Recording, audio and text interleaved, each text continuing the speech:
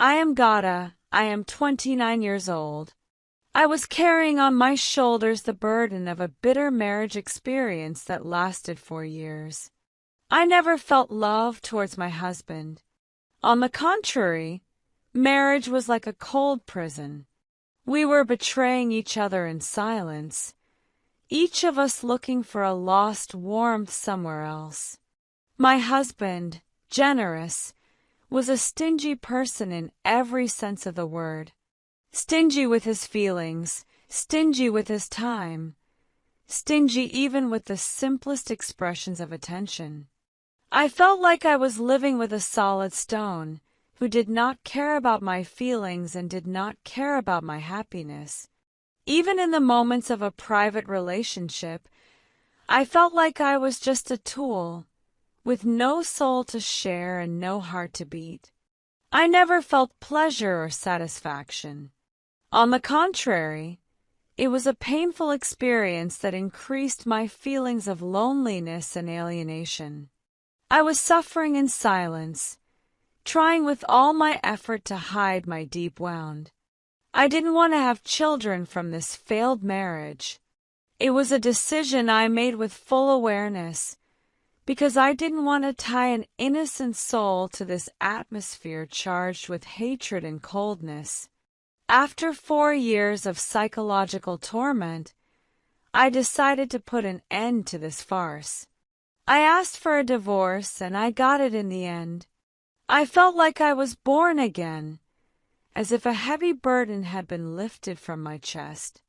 I began the journey of recovery and regaining my self-confidence. I engaged in new activities, met new friends, and began to discover new aspects of my personality that had been neglected throughout my marriage. One day I met a nice man named Ahmed. Ahmed was the complete opposite of Kareem. He was generous in his feelings, caring about me, appreciating me and respecting me. For the first time, I began to feel the meaning of true love, the love that gives me happiness and reassurance. I realized that the past was over, and that life still had many sweet surprises in store for me. I learned a harsh lesson, but it made me stronger and more mature. I realized that true love is worth waiting for. But what a loss! After a while of this beautiful life that did not last long, Ahmed was exposed to a huge loss in his work to the point that he became very nervous, and whenever I talked to him about anything, he would get very angry with me.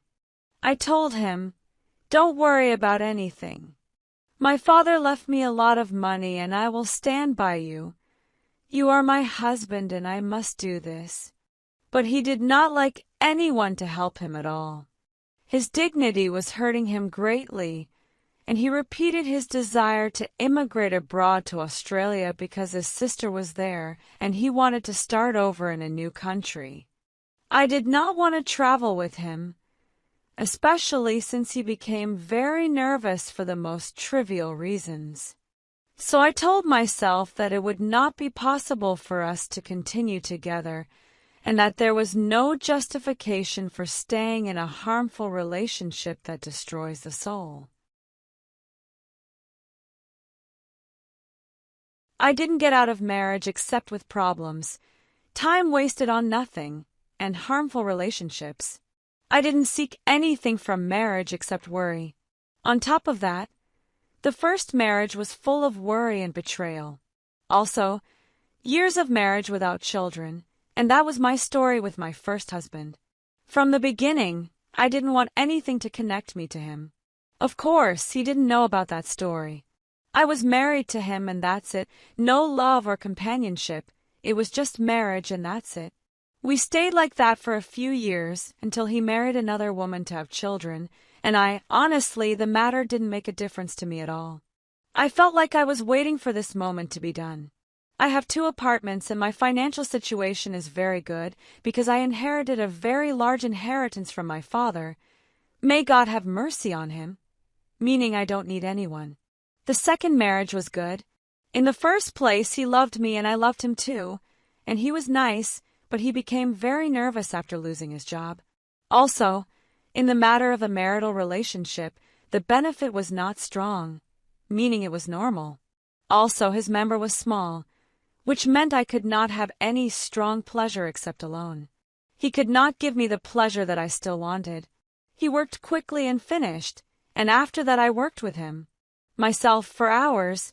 This would be in front of him as well, and he was also the one who helped me to work on my own. And for hours, he was the one who used to do this to me with his own hands, meaning that until I reach where I am, I feel comfortable with it. I mean, for personal pleasure and comfort, he was doing this because he knew, of course, that his penis was small and would not give me the pleasure that I wanted, and that this was anger on his part because his penis was small. He understood this, and I also understood this. And I was satisfied in this situation. It's normal, but sometimes I have desires for the same subject. So I could do it with someone else when he's traveling, but that's not a lot. I mean, a few times with my friends, and that was during the days of my first husband. But I used to do it during the days of my first husband with him because he also used to do it with my female friends and many women, and I knew. And sometimes he used to do it right in front of me, so I used to do it with him, and sometimes he knew, and I used to mean that I got to know him. He used to know and kept quiet because of the money, because I'm rich and I have a lot of money from my father's inheritance. I didn't want to, and I don't want to get married again at all. Days passed, and a woman lived across from my apartment. She was a widow. Her name was Amira, and with her was a little girl like the moon. Her name was Salma. At first, I didn't pay much attention to her. I was living by myself as I was used to. But with time, I started to see her more, her and her daughter, when they were coming in and out. Salma was always smiling and saying to me, "Good morning, Auntie." Her smile used to lighten up my day. She was Amira. She kept to herself and didn't mix with anyone in the building. She used to wear loose clothes and a scarf on her hair. She used to wear skirts and long dresses and blouses that reached her knees. She was beautiful in appearance, and when you saw her you would feel comfortable with her. One day, I was coming back from work very tired. I found Amira standing in front of my apartment door with a plate of kosheri. She said to me, "I made extra kosheri. I said I'd send you a plate, you look tired." Honestly, I was very affected by her attitude. From that moment on, our relationship started to grow. We became real friends. I used to go and sit with her and Salma. I felt a warmth I hadn't felt in a long time. Salma used to call me Mama Gada. I was very happy when she said that. With time, I discovered that Amira is a kind and generous woman. Very much so, and her life story is very touching. Her husband died a few years ago and left her and her daughter alone. But she did not give up and struggled to raise her daughter in the best way. Her story made me stronger. I felt that there are other people who suffer, but are able to overcome life's difficulties. Having Amira and Salma in my life changed me a lot. I felt like I became a different person. A person who has a purpose in life, not just someone who lives and that's it. I started to care about them and fear for them, as if they were my family. I discovered that happiness is not in money or marriage. Happiness is in the people who love you and care about you. I love them so much and I got so attached to them that they became everything in my life, and I felt that I was attracted to Amira in an unusual way to the point that we never left each other except when we were sleeping, whether we were at my place or hers in her apartment, to the point that sometimes we would sleep together in the apartment, whether it was at my place or hers. Also, when I was at work, I missed her and I would find myself calling her to check on her, and we would sit and talk a lot without feeling that we were at work. Our relationship started to develop strongly, and we would talk to each other about almost everything. Even the relationships with my first and second husbands, even what I was doing with them and what they were doing with me. Even when I was doing with someone else, I would still tell her everything, and when I was doing it with myself, and that was what made me feel comfortable. She also felt comfortable in the way she used to tell me everything about herself when her manager was bothering her. And how when one of her friends at work upsets her or bothers her at work, even when several times her colleagues at work were getting close to her and trying to touch her or get close to certain places on her body, even when she once surrendered to a man who wanted to marry her and let him get close to her and actually slept with him more than once, and she was going to have a big problem because of him, and when his wife found out, and he was married to another woman. And she decided to stay away from marriage completely, and she didn't want to get married again at all. All our secrets were with each other. All the secrets that no one knew at all. We used to sit and talk to each other a lot, and we never left each other. We used to go out together. And we shook a lot. I loved to hug her. I felt that I wanted to hug her, and I used to throw myself into her arms strongly. She also loved to hug me. I felt that way, and she loved to kiss me on the cheek and pat Alia. She was very affectionate and kind. I loved her affection for me, and that she was worried about me. Even if I was a little late at work, she used to call me a lot to check on me until I arrived. But I felt that she was looking at me with these looks on my body, but I ignored them. I mean, looks that say that she likes my body. Of course, I know these looks very well. All day long I walk in the street and I remember these looks from all the men on my body, but I did it without noticing. Of course, I did the same thing with her. I did not notice. I did not know what she meant or what she wanted, but the important thing is that I was happy that we were together. She is a beautiful, kind, and affectionate princess. I became very attached to her and felt that she and her daughter are my family that I can never do without. One day, Amira told me that she wanted to go back to her country because her family is there, and she wants to leave this apartment. I got really upset. I couldn't do without her in my life. I got used to her. I told her, "Why are you going to leave? Did someone upset you or something?" She said to me, "No way. I also want to leave work." I felt that someone was bothering her at work. I told her, "Is there someone bothering you at work?" She said to me, "It's a little bit and I have to leave work." I told her, "Is the manager bothering you too?" She said yes. Every little while he tries to touch me and get close to me.